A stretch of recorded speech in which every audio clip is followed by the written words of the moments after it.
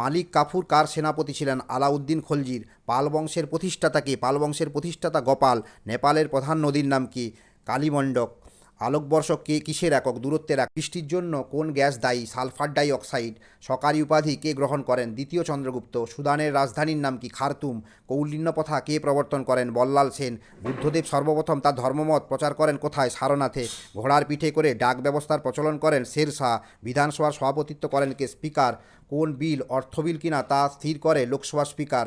সেন বংশের প্রতিষ্ঠাতা কে ছিলেন? সামন্ত সেন। ভারতের প্রথম শিক্ষামন্ত্রী কে ছিলেন? আবুল কালাম আজাদ। লোকসভার স্পিকারের কার্যকালের মেয়াদ কত বছর? 5 বছর। মেঘদূত কাব্যের রচনা কে করেন? কালিদাস। মনসবদারি প্রথার কথার অর্থ কী? পদমর্যাদা। অর্থশাস্ত্র কে লেখেন? কৌটিল্য। দক্ষিণ ভারতে সর্বোচ্চ শৃঙ্গের নাম কি? আনাইমুদি। বংশগতির জনক কাকে বলা হয়? মেন্ডেল। প্রিয়দর্শিকা কার লেখা? হর্ষবর্ধন। আয়োডিনের অভাবে কোন রোগ হয়? গলগণ্ড। পদ্মা নদীর মাঝি উপন্যাসটি কে লিখেছেন?